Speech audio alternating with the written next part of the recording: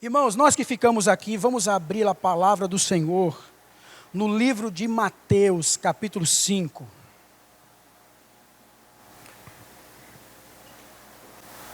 Mateus, capítulo 5, nós estamos dando continuidade à nossa série, O Reino Invertido. Então temos falado já muita coisa sobre esse reino invertido, mas ele está sendo baseado no Sermão do Monte, que vai do capítulo 5 ao capítulo 7. E hoje nós vamos estudar, ouvir um pouco a voz do Senhor, em Mateus 5, do versos 27 ao verso de número 32. O tema dessa mensagem, irmãos, é o adultério do coração e a seriedade da aliança. Nós vamos conversar sobre isso.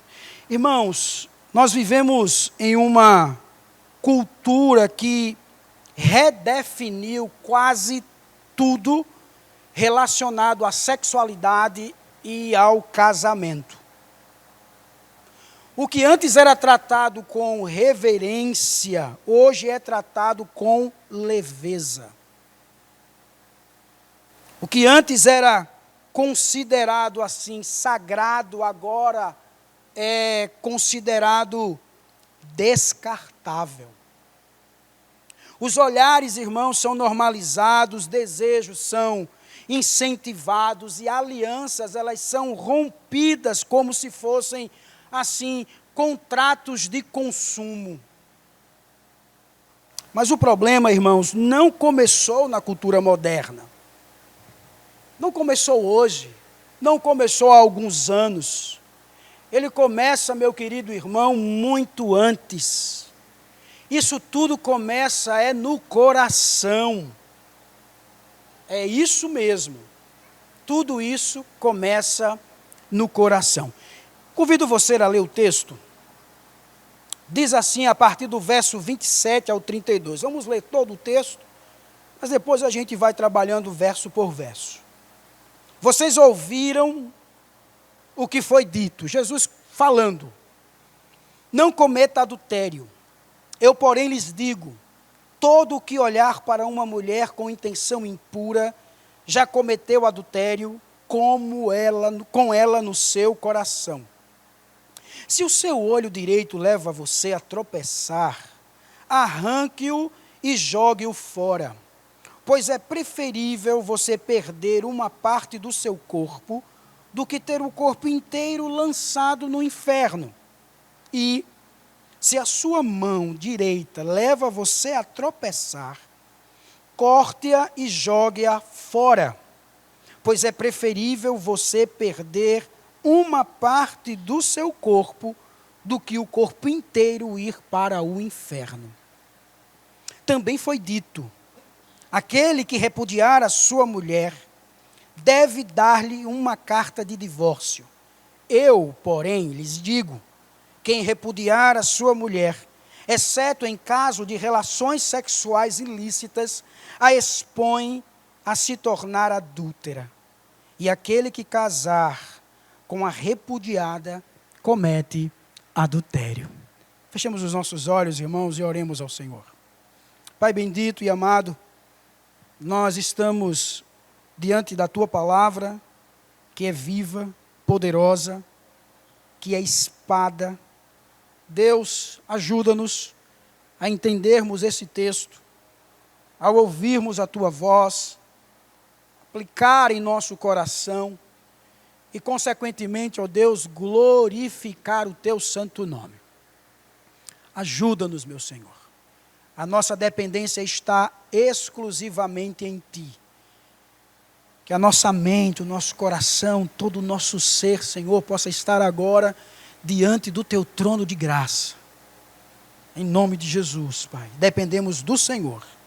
É assim que oramos, agradecidos, em nome de Jesus. Amém. Meus irmãos, nós estamos diante desse texto, que faz parte justamente da sessão do Sermão do Monte, em que Jesus, ele declara, ouvistes o que foi dito, eu, porém, vos digo. Então, desde o verso 21 desse mesmo capítulo, como vimos no culto anterior, o Senhor Jesus, ele não está anulando a lei, mas ele está revelando a sua autoridade em interpretá-la. Então, irmãos, como já afirmou em Mateus 5, dos versos 17 ao 20, a sua missão, a missão de Jesus não era revogar a lei dos profetas, mas sim cumpri-las. E no ambiente, irmãos, do primeiro século, esse mandamento, não adulterarás, conforme está lá em Êxodo, capítulo 20, verso 14, ele era, assim, amplamente reconhecido e respeitado como parte central da aliança mosaica. Porque o adultério, ele era entendido dentro das categorias legais do ato consumado. Mas, irmãos, a aplicação predominante concentrava-se na transgressão visível. Então, para se cometer o adultério, teria que ter algo visível. Mas, irmãos, quanto ao divórcio, essa prática, ela estava também, assim, relacionada à interpretação de Deuteronômio 24, dos versos 1 ao 4. Porque havia ali discussões entre os mestres da lei sobre as circunstâncias que justificariam a concessão da carta de divórcio. A legislação mosaica, irmãos, previa essa possibilidade dentro de um contexto, podemos assim dizer, regulatório específico, e isso fazia parte da vida social e jurídica de Israel. Eu trago isso, irmãos, porque é dentro dessa estrutura, lei conhecida, tradição consolidada e prática social estabelecida que Jesus entra. Jesus, ele entra com a sua declaração.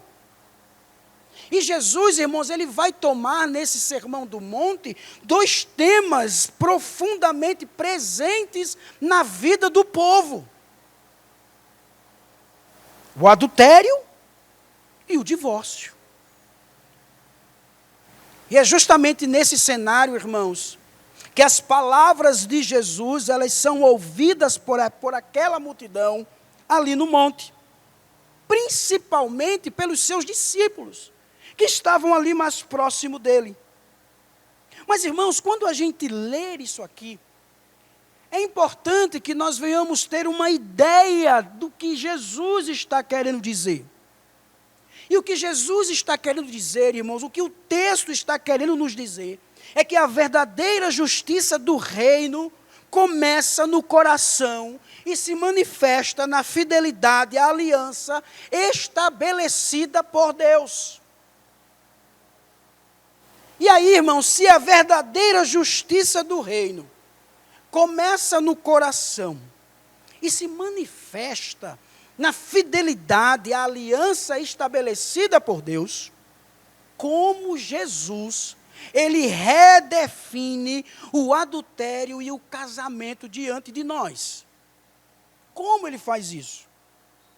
E é aqui, irmãos, que o Senhor Jesus, ele nos conduz por 3 revelações que expõem o coração humano, mostram a seriedade do combate ao pecado, como também, irmãos, reafirma o valor sagrado da aliança conjugal.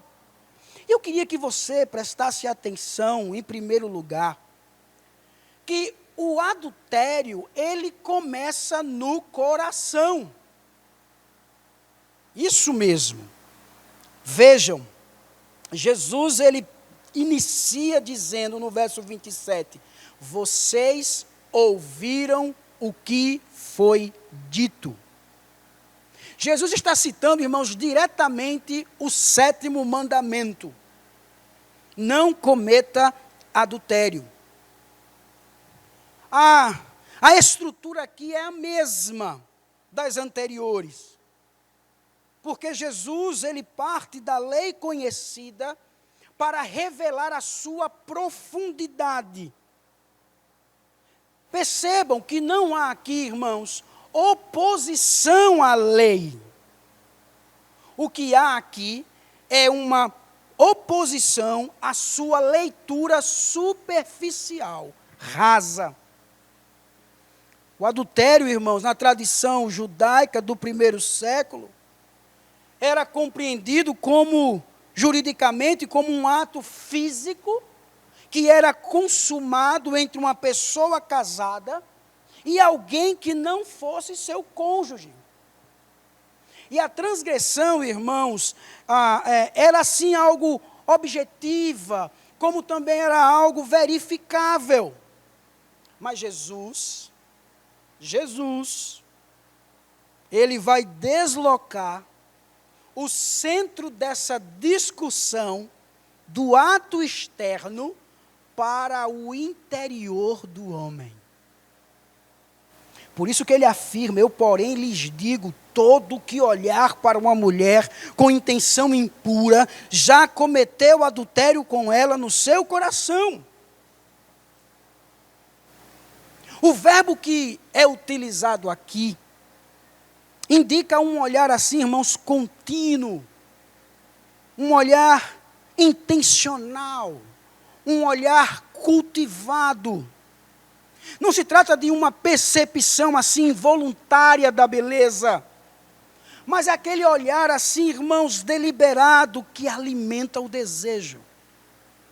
Não é você olhar e assim, é você olhar e ficar ali, alimentando o desejo. É isso que Jesus está querendo dizer aqui. A expressão, irmãos, no coração, ela é decisiva. E na apologética bíblica, irmãos, o coração não é apenas o centro das emoções, mas é também da vontade, dos pensamentos, das decisões. Porque o coração, irmãos, é o núcleo moral da pessoa. Jesus não está criando uma nova lei. Ele está aqui, irmãos, revelando o verdadeiro alcance dessa lei. O mandamento, irmãos, sempre exigiu, desde o início, pureza interior. Sempre foi assim. Mas agora essa dimensão, irmãos, ela está sendo explicitamente revelada por Jesus. Não apenas a questão exterior, mas ela é interior. E aqui, irmãos, nós estamos vendo a unidade entre a ação, como também a intenção. Porque o pecado, irmãos, ele não nasce no corpo. Ele nasce no coração. Todos nós sabemos disso. E, consequentemente, ele se manifesta no corpo. Percebam essa lógica. Porque essa lógica, irmãos, ela é confirmada quando o próprio Jesus declara, lá em Mateus capítulo 15, verso 19, que do coração procedem o quê? Os maus desígnios. E entre eles está o quê? O adultério. Também está lá. Quando a gente parte, irmãos, para a questão assim, teológica, isso nos confronta, irmãos, com a doutrina da corrupção radical do ser humano. Porque o problema, amados, não é meramente comportamental, mas é assim ontológico e moral, ou seja, algo que somos em nossa natureza caída, está aqui. João Calvino, trabalhando esse texto, ele vai afirmar o seguinte: ele vai dizer que Cristo, ao tratar o adultério do coração, demonstra que a lei é espiritual e exige não apenas pureza externa, mas integridade interior. Ou seja, o padrão, irmãos, divino sempre alcançou o íntimo. Sempre. E fazendo aqui, irmãos, uma correlação que é muito importante, e podemos fazer, com o texto de Jó, capítulo 31, verso 1, onde Jó lhe declara: fiz aliança com os meus olhos, como, pois, os fixaria eu numa virgem? Porque muito antes, irmãos, do Sermão do Monte, já havia essa consciência de que a batalha da pureza, ela começa no olhar disciplinado. A ética do reino não é inovação, não é trazer algo novo, mas é plenitude. Aqui está a ética do reino. Portanto, irmãos, nesse primeiro movimento aqui do texto, Jesus ele vai estabelecer um princípio que é decisivo. A verdadeira justiça não se limita ao comportamento visível. Não se limita ao comportamento visível. Ela alcança o desejo, ela alcança a intenção, ela alcança o pensamento. O reino de Deus, irmãos, ele começa onde ninguém vê. Sabiam disso? O reino de Deus começa onde ninguém vê. E onde ele começa? No coração. O reino de Deus começa no seu coração. Onde está o seu coração? Oh, amados irmãos, se Jesus ele nos ensina que o adultério começa no coração, a lição que a gente tira é que ninguém pode se esconder atrás de uma reputação externa. Ninguém. Porque o que Jesus está fazendo aqui, irmãos, é nos chamando para uma autoavaliação diante de Deus, diante do Senhor. Por isso que a primeira lição que a gente tira aqui é que a gente deve examinar o nosso coração diante de Deus. Como está o nosso coração diante de Deus? Não basta apenas, irmãos, perguntar: eu cometi o ato? Não, essa não é a pergunta correta. A pergunta correta é: o que tenho cultivado no meu interior? O que tem me levado a ter esse comportamento? O que tem me levado a fazer assim? A viver dessa forma? Irmãos, o salmista no Salmo 139, ele vai nos dizer o quê? Sonda-me, ó Deus, e conhece o meu coração. Irmãos, a santidade, ela começa na disposição humilde de permitir que Deus revele o que está escondido. A santidade começa dessa forma. Uma outra lição, irmãos, é que eu e você precisamos disciplinar os nossos olhos e os nossos pensamentos. O pecado, irmãos, da luxúria, geralmente, não explode de repente, ele é alimentado de forma silenciosa. Jó declarou: fiz aliança com os meus olhos. O que é que isso implica? Implica, meu querido, decisão consciente. Porque no mundo atual, irmãos, onde as imagens são abundantes e os estímulos são assim constantes, a vigilância não é legalismo. A vigilância, irmãos, é sabedoria espiritual. Seja sábio. Discipline os seus olhos. Vamos disciplinar os nossos pensamentos. Vamos levar, irmãos, a sério os pecados invisíveis. Nós sabemos e estamos inseridos em uma cultura que relativiza pensamentos, relativiza desejos, não é assim? Mas Jesus não faz dessa forma. Jesus, ele é diferente. Porque Jesus, ele está lembrando aos seus discípulos, e aquela multidão que está ali, se aproveitando da fala dele, de que Deus, ele vê o coração. Basicamente, como diz lá em Provérbios capítulo 4, verso 23, sobre tudo o que se deve guardar, guarda o quê? O coração. Irmãos, a batalha espiritual mais decisiva da nossa vida acontece onde ninguém está olhando, não é verdade? É naquele momento ali onde ninguém está vendo, é que acontece a batalha espiritual decisiva, é quando a gente abre o coração para Deus, é quando a gente fala para Ele. Por isso, meu amigo, leve a sério os pecados invisíveis. Não minimize a luxúria como algo inofensivo. Porque a Escritura nos diz, meu querido irmão, e ensina que o desejo alimenta, ou melhor, o desejo alimentado gera a morte. O próprio Tiago, no capítulo 1, versos 14 ao 15, ele vai nos dizer que o desejo, depois de concebido, dá à luz o pecado. O que começa como imaginação, irmãos, pode se tornar destruição real. Destruição de casamentos, destruição de famílias, destruição de testemunhos. O que eu devo fazer então? Correr, irmãos. Correr para Cristo quando o coração revelar impureza.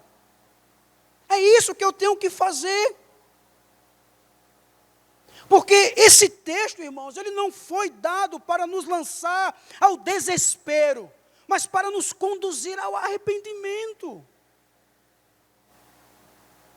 Porque o mesmo Senhor, irmãos, que expõe o coração, é aquele que purifica o coração. Não está nada perdido se você cometeu esse pecado. Porque Ele purifica o coração. Ele está pronto para ouvir um coração arrependido. Porque em 1 João capítulo 1, verso 9, diz o que, irmãos? Se confessarmos os nossos pecados, Ele é fiel e justo para o que, irmãos? Nos perdoar. A graça, meu querido, não ignora o pecado, ela o transforma. Ela o transforma. Por isso, meus irmãos, a justiça do reino do Senhor começa no íntimo. A justiça do reino invertido começa no íntimo. E isso significa que a nossa espiritualidade não pode ser apenas pública. Ela precisa ser verdadeira. E antes de sermos vistos, irmãos, como fiéis pelas pessoas, precisamos, irmãos, sermos assim, íntegros diante de Deus.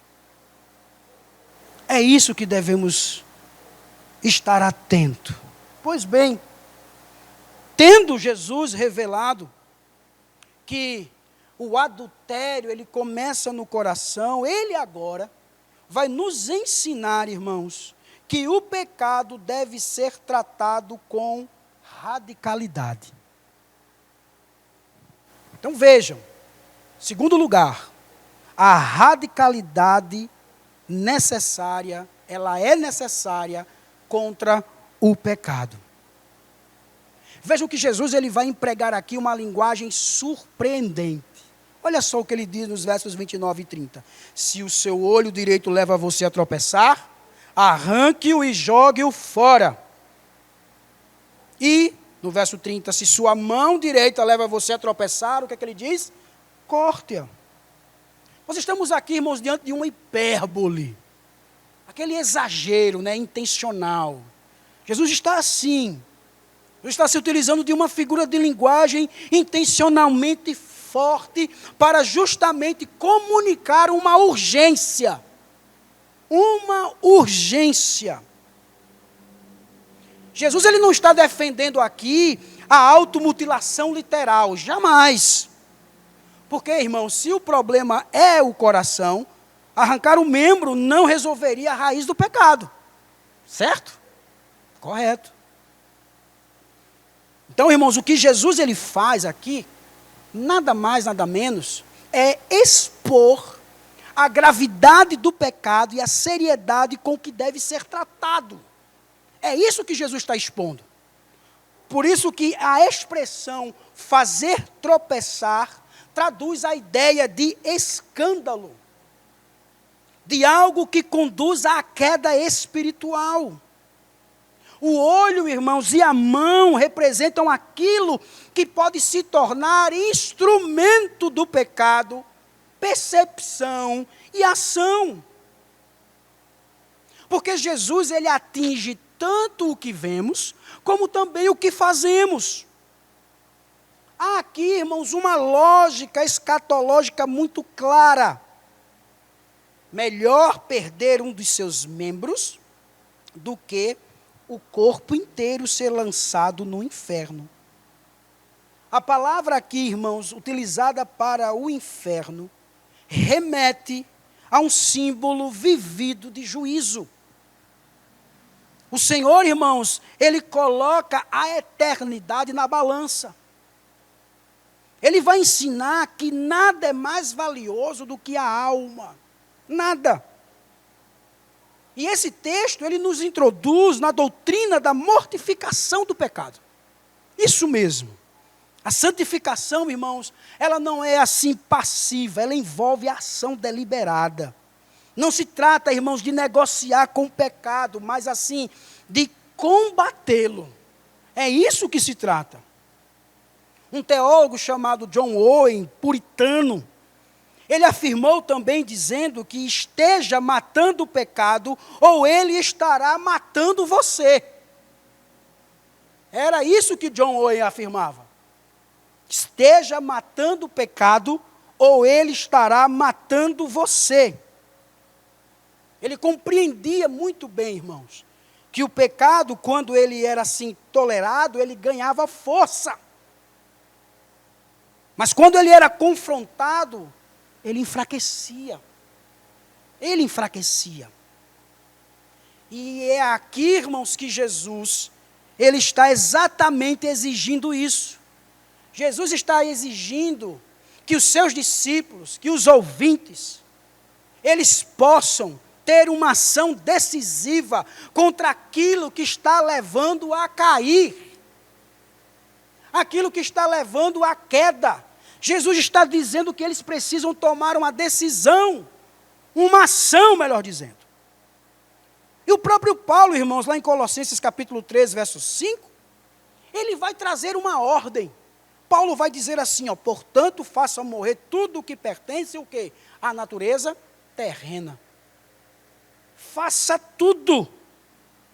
Façam morrer tudo. É tudo, irmãos. Não é uma coisinha ali, outra acolá, é tudo. Façam morrer tudo o que pertence à natureza humana. Essa mesma lógica está presente aqui.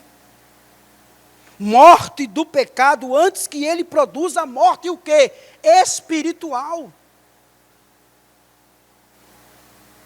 Não é reforma superficial, amados. É execução espiritual. Há também aqui um princípio implícito. Qual? É que qualquer coisa, irmãos, que se torne ocasião constante de queda, deve ser removida. Removida. Ok? Deve ser removida. Não importa quão valiosa essa coisa ou isso pareça. Não importa. Vejam que Jesus, ele usa o olho direito. Jesus, ele usa a mão direita. Símbolos do que é útil e precioso. Para mostrar, irmãos, que até mesmo algo importante pode precisar ser abandonado. Se isso estiver nos conduzindo ao pecado. Se algo está nos conduzindo ao pecado, a gente deve remover. Então vejam que nesse segundo movimento do texto, Cristo ele está ensinando que reconhecer o pecado não é suficiente. É necessário agir contra ele. A justiça do reino, irmãos, não é apenas interna. Ela é ativa, é ação. Porque o coração transformado se manifesta em decisões concretas. Concretas. Por isso, meus queridos, se Jesus ele nos chama a arrancar o olho e a cortar a mão em linguagem figurada, isso significa, amados, que a luta contra o pecado não pode ser branda. Não brinque com isso. Eu não posso brincar com isso. Você também não pode brincar com isso. A graça, irmãos, ela não nos chama à passividade. A graça, ela nos chama à santidade ativa. Por isso, meu querido, identifique claramente aquilo que tem sido ocasião de tropeço na sua vida. Identifique isso, meu querido. Se coloque na presença de Deus. Não lute contra o pecado de forma genérica. Faça a pergunta honesta a você mesmo. O que tem alimentado minhas quedas? É isso que eu tenho que fazer, irmãos. É o que nós temos que fazer. O que tem alimentado as nossas quedas? O que é que tem alimentado? Jesus fala do olho e da mão. Algo específico. A santificação, irmãos, ela vai começar, ou ela começa, quando paramos de tratar o pecado de maneira abstrata. Por isso que eu e você temos que estabelecer limites concretos e práticos na nossa vida. Porque se algo está nos conduzindo constantemente, irmãos, à impureza, isso precisa ser removido ou restringido. Paulo vai afirmar isso em 1 Coríntios capítulo 6, versos 12. Todas as coisas me são lícitas, mas nem todas convêm. Ora, o que Paulo está querendo dizer com isso? É que nem tudo que é permitido é saudável espiritualmente. Nem tudo que é permitido é saudável espiritualmente. Por isso, irmãos, que às vezes, maturidade espiritual significa abrir mão do que é lícito para preservar o que é santo. Isso é maturidade. Leve, meu querido irmão, a eternidade a sério. Nós temos que levar. Porque Jesus, ele menciona o juízo para nos lembrar que o pecado, ele tem consequências eternas aqui na terra. A cultura minimiza isso. Mas o Senhor não minimiza. O autor aos Hebreus, capítulo 12, verso 14, ele diz: procurem viver em paz com todos e busquem a santificação, sem a qual ninguém verá o Senhor. A santidade, meu querido irmão, não é opcional para quem pertence ao reino. Se eu pertenço ao reino, se você pertence ao reino, e glória a Deus por isso, a santidade não é opcional. Não é algo opcional. Não é algo que se eu quero ou não quero. Não. É algo que eu tenho que fazer. É algo que eu tenho que seguir. Ser santo. Porque o Senhor, Ele é o quê? Santo. Por isso que eu tenho que buscar ajuda. Eu tenho que buscar ajuda. Você pode estar se perguntando: pastor, acabou mesmo aqui, pastor. Só estou a graça. O que é que eu faço? Busque ajuda. Ajuda do Senhor em primeiro lugar. Mas busque também, meu querido, ajuda na comunhão da igreja. Isso é importante. Porque a radicalidade, irmãos, contra o pecado, não é um isolamento orgulhoso, mas é algo humilde, dependente. O próprio Tiago, lá no capítulo 5, verso 16, diz o quê? Portanto, confesse os seus pecados uns aos outros. Tem que haver, meu querido, a prestação de contas, porque a prestação de contas é uma ferramenta da graça. Agora, cuidado, tá? Com quem você confessa os seus pecados. Se você confessar um fofoqueiro da igreja, a um linguarudo, já sabe o que vai acontecer. Então, tomem cuidado. Tem que ter pessoas ali que você observa, que é temente a Deus, que é uma pessoa que busca também a santidade de vida, que é um homem conhecido como um homem de oração, um homem de fé, um homem cheio de graça. Não é perfeito não, tá, irmãos? Não é isso que eu quero dizer. Mas são pessoas que quando você confessa os seus pecados, elas estão ali para te levantar. Elas estão ali para exortar você e ao mesmo tempo levantar você pela graça de Deus. Então, meu querido, busque ajuda na comunhão da igreja. Todos nós devemos ter uma ou duas pessoas que nós podemos conversar, que nós podemos sentar, chorar, se alegrar. Tem que ser assim. Tem que ser desse jeito. Busque pessoas maduras. Mas é importante, meu querido. E por fim, meu querido, nesse momento, confie que a graça capacita o que ela exige. A graça capacita. Não é impossível. O que o Senhor Jesus pede de nós é possível, porque a graça, ela capacita. Jesus não está chamando ninguém para uma guerra assim, uma guerra impossível. Não, jamais ele faria isso. Porque a graça, irmãos, que perdoa, é a mesma que transforma. Paulo, ele ensina que a graça de Deus se manifestou, educando-nos para que, renegadas as paixões mundanas, vivamos no presente século de modo sensato, justo e piedoso. Isso foi Paulo escrevendo a Tito, lá no capítulo 2.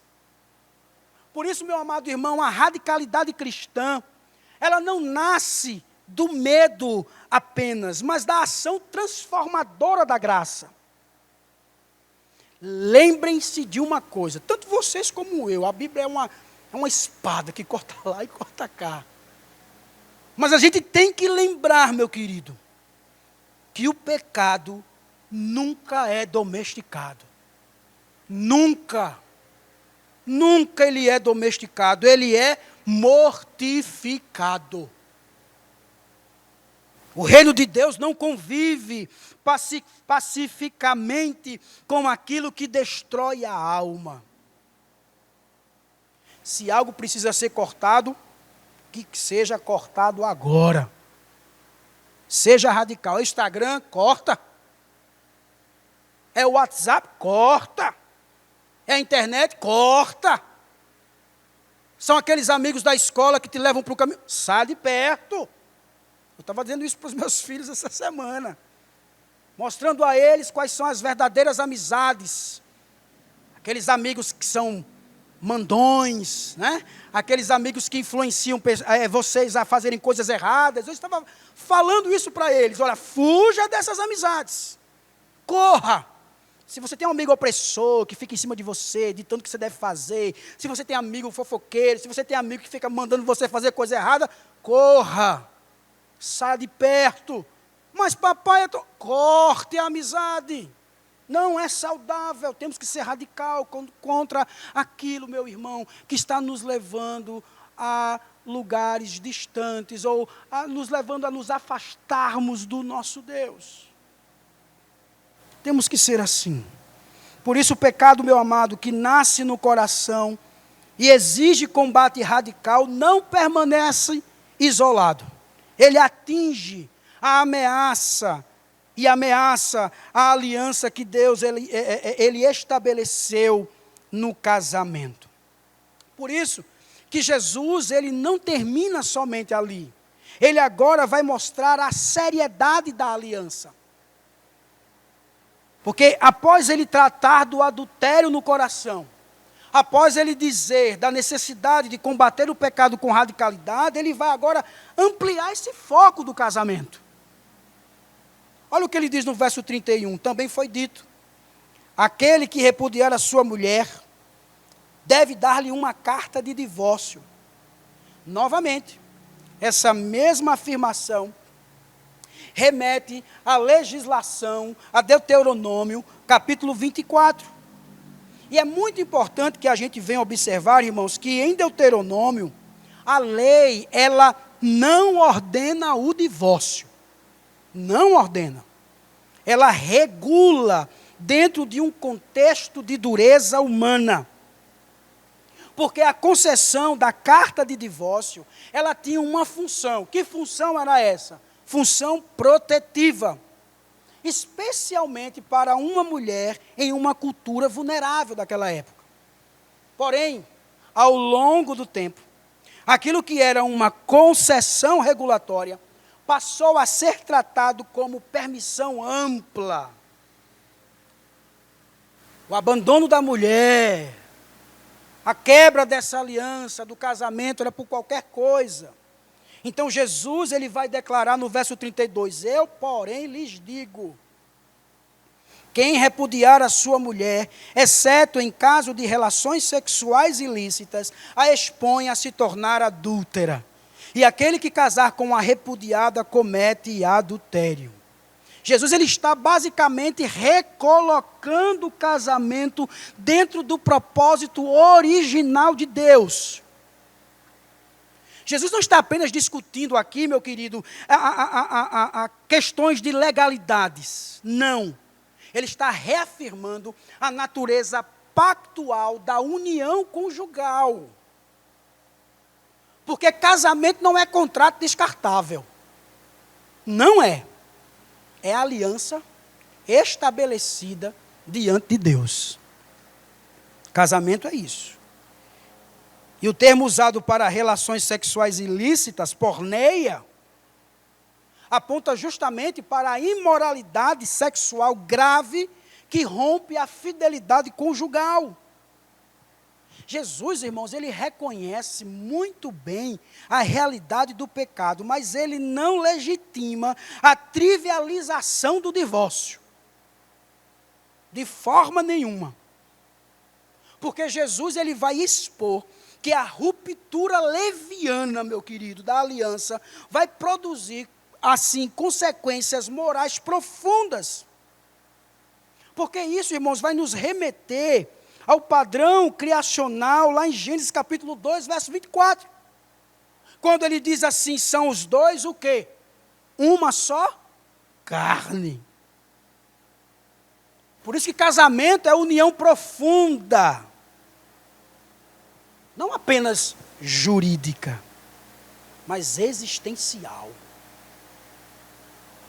Por isso que ao romper essa união de forma injustificada, viola-se, meu querido, algo que Deus mesmo instituiu.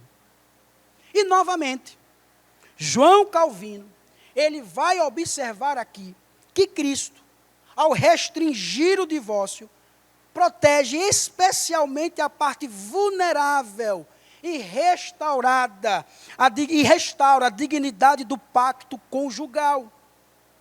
Para Calvino, estudando o texto, ele vai dizer que Jesus ele não está inovando, mas Jesus está corrigindo abusos interpretativos.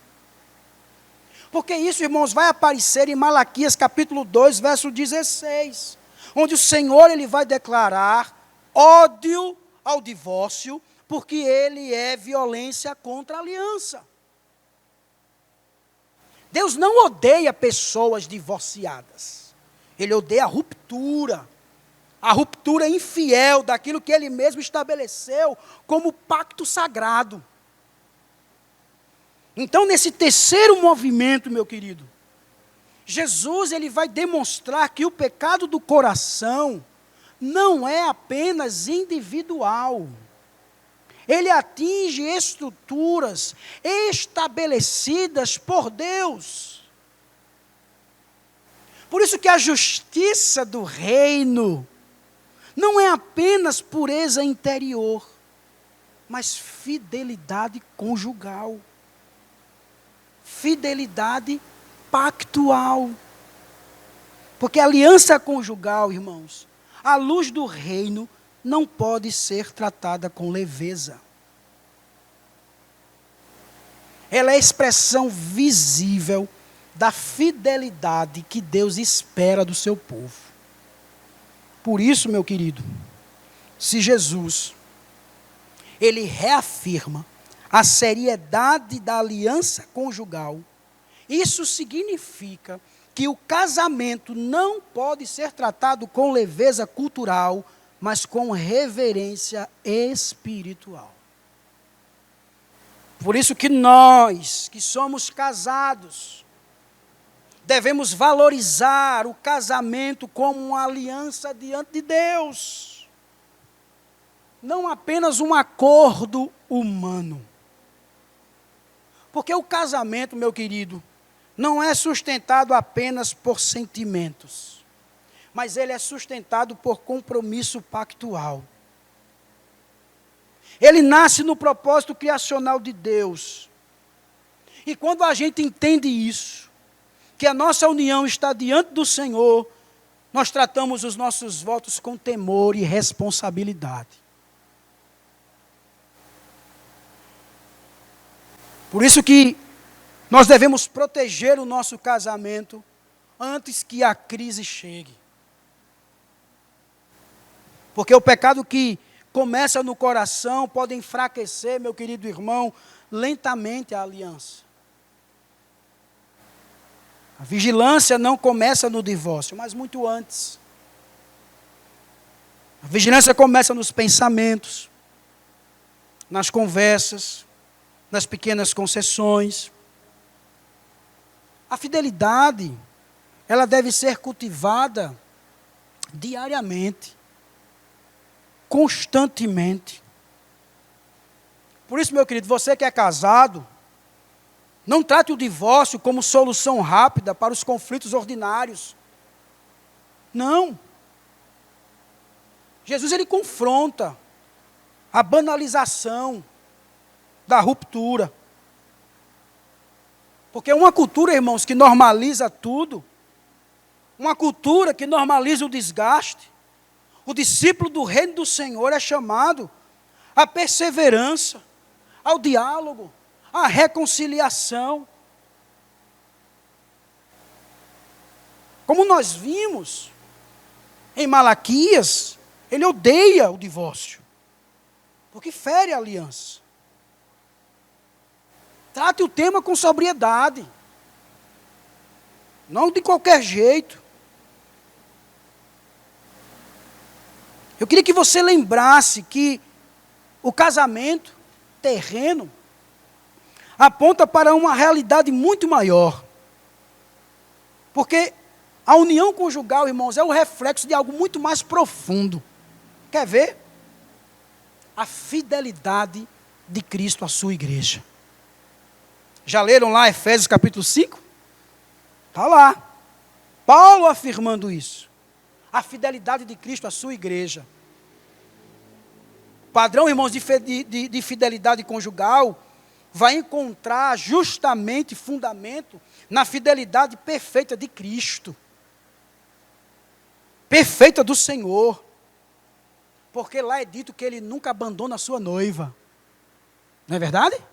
Ele nunca abandona a sua noiva. Por isso, meus irmãos, a seriedade da aliança não é peso legalista.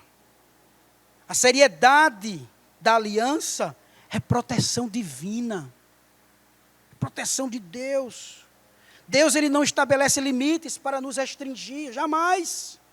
Mas ele faz isso para preservar aquilo que ele mesmo declarou que é bom. Porque é bom. Casamento é bom. A algo estabelecido por Deus.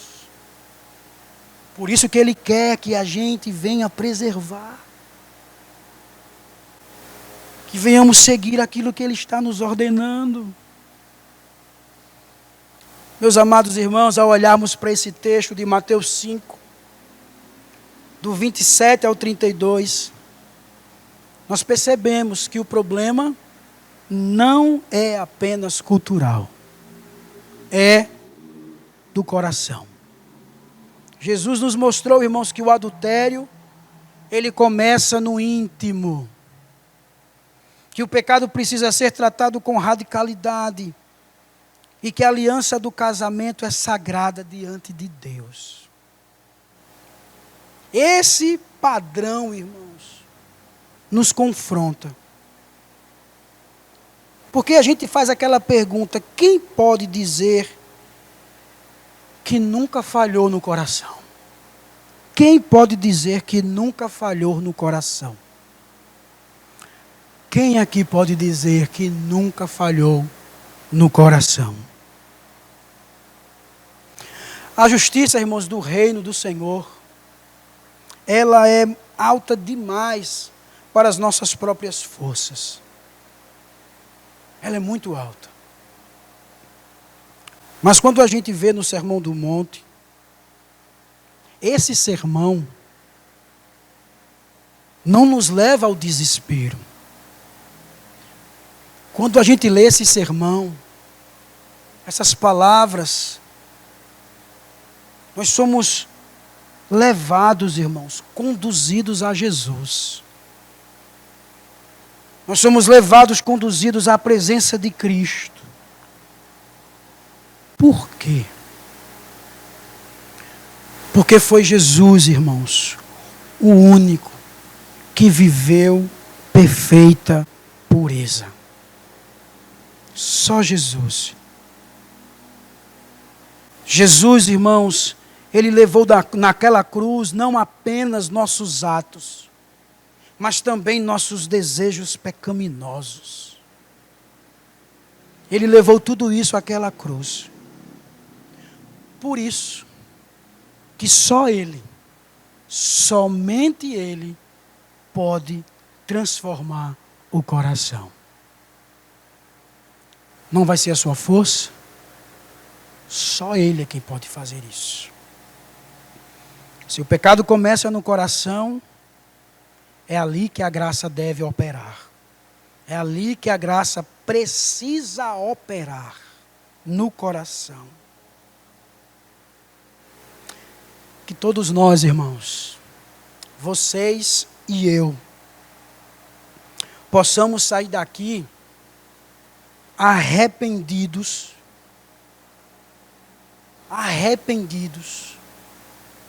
mas também saiamos daqui confiantes e decididos, irmãos, a vivermos a fidelidade que reflete o caráter do nosso Senhor. Amém? Amém, irmãos? Feche seus olhos. Coloque-se diante de Deus. Diga: Senhor, tome a minha vida. Senhor, me ajude.